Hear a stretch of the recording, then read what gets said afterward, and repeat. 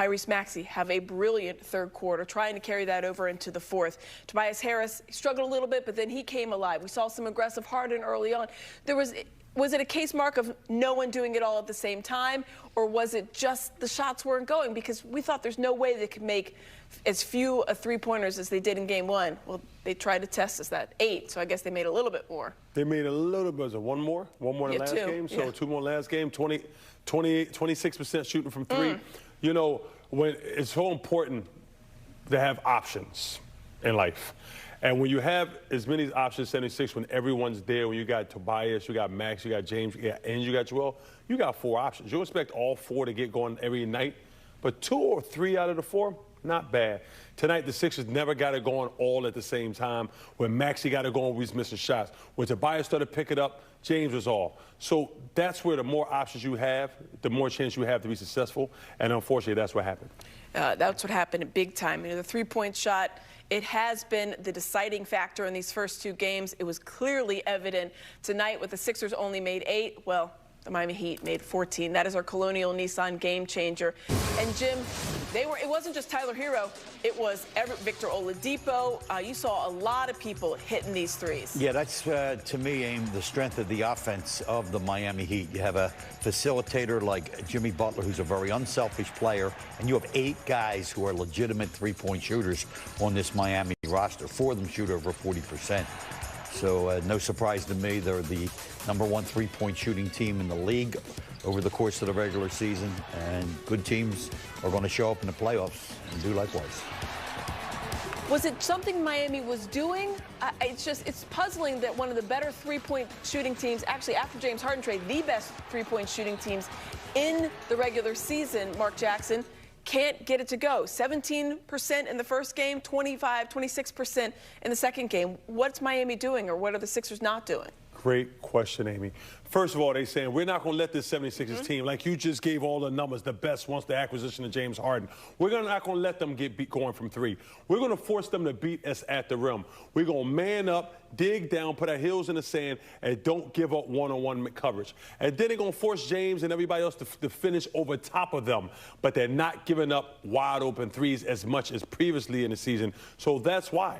We got to finish around and over people, and then they're not giving us open threes. So we have to come down, we have to buckle up, and we have to be able to finish them one-on-one plays. Maxey did a great job tonight, finished with 34. James kind of was trying to get it going, but there's a lot of slumps in the game tonight, but that's who you need, the big fella.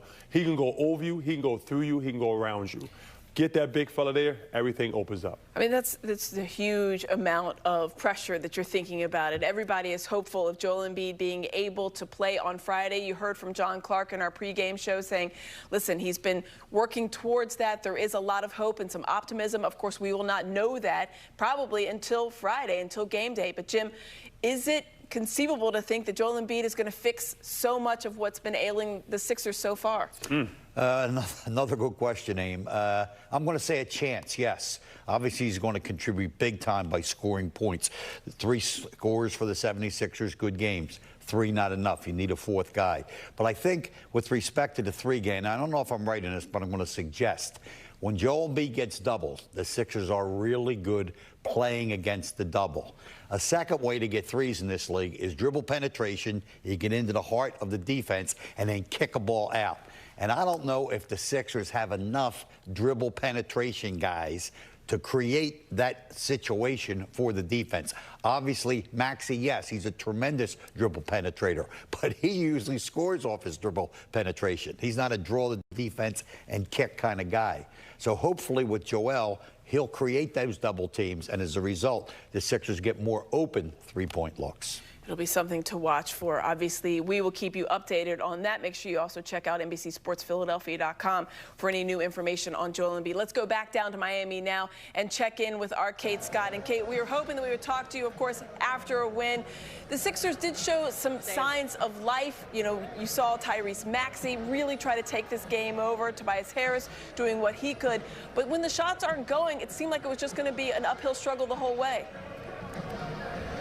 Well, absolutely, Amy. I mean, as you guys were already talking about, when you're missing the potential MVP of the entire NBA, we know what he brings, his 30 and 11 every single night, and you're also not hitting three-point shots. These guys played their tails off. I don't know if that translated over the television, but a couple of the things that we talked about coming into this one, limited turnovers, take control of the basketball, right? Rebound better. They did those things, and then they just weren't hitting three-point shots. So when Danny Green is 1 of 9 from beyond the arc, when George Niang hits just 1 three-pointer tonight, it's really hard to make up what you're losing without Joel Embiid.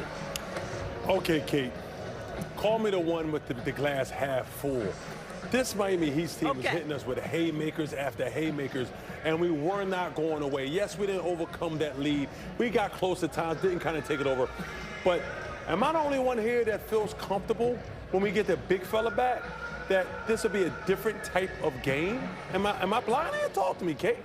No, Mark. No, Mark. Not at all. I'll tell you, I was sitting not too far up from the seats here at FTX Arena, and starting in the third quarter, where the Heat started to pull away just a little bit, already Heat fans are saying, we have to win this game tonight. We have to win this game to have a chance, because they all know what might happen if the big fella comes back. So I think as Tyrese and Paul Reed and James Harden said after the Game 1 loss, they know that this is doable. They stayed right with the Heat for 2 games until the fourth quarter, and I know it was ugly, and I know we wish they would have hit more three-pointers, but if I'm the Miami Heat, I'm pretty nervous about the fact that we didn't win very pretty over the Sixers, and they were without Joel Embiid. So yeah, Mark, I'm right there with you. I'm still feeling hopeful about Game 3 on Friday night. Kate, I think you point out 2 good things. The Sixers were really a lot better in those 2 categories that are, for me, absolute musts if they're going to have a chance in this series. They took much better care of the ball, and they rebounded the ball a lot better. The problem is they're going to have to add another thing. You're going to have to guard better against this team. Miami shot over 50% and close to 50 from the three-point line. And, Coach, another thing I'm looking at is the bench scoring. And I know that that hasn't been a strength of the Sixers all season, but I looked back at the game that the Sixers won over the Heat back in March, right? No Joel Embiid, no James Harden. We know Tyrese Maxey had a great game, but the bench had 46 points in that one. Shake Milton had 20. Furkan Korkmaz had 18. Now, we didn't see Shake until the last few minutes of this one tonight. I don't know why we didn't see that. Furk was there. He had a couple of bright spots in the second quarter, made another 3 in the second half, but need more from the bench. The Sixers were outscored when it comes to bench scoring, 42-21 in Game 1. Tonight, 52-19. So again, I know these aren't the Sixers' strengths, but when you're playing without Joel Embiid, you got to find ways to make up in the margins, right? So I'm right there with you when it comes to the Heat shot better, but I think the Sixers need more from their other guys if Joel is going to continue to be out. Such a good point, Kate. 27 coming from Tyler Hero and Victor Oladipo. Oladipo with 19 on the night. That's a huge number. And you saw the Sixers get into a lot of foul trouble. That's been kind of something that we've seen them have some issues with. Why do you think that is? Because you saw Paul Reed obviously get into foul trouble in Game 1. George Niang fouled out in this game. Some foul trouble for some other guys as well. They've got to avoid that because, as you mentioned, our bench is not deep for the Sixers. Yeah, well, I think there's such a thin line, especially in the postseason, right? I know there's the whole home and road thing. Are the Heat getting more calls? It seemed like a couple went their way tonight, but I think there's also a thin line between being physical and aggressive and fouling. And I think that's a really hard line to find without Joel Embiid, because he's your physical force. He's the guy who usually leads your aggressiveness in the first quarter. Without that, in the second half, the Sixers were wanting to be more aggressive, wanting to be more physical, because they know that was their downfall in Game 1. Then that resulted in some fouls. So I'm right there with you, Amy. It was disappointing and underwhelming, but these guys are fighting their tails off. I know that's not what any Sixers fan wants to hear, but get back to what Mark was saying. If Joel Embiid comes back in the next couple of games, these Sixers have more than a shot. The Heat are scared going back to Philly. Yeah, it wasn't like the Heat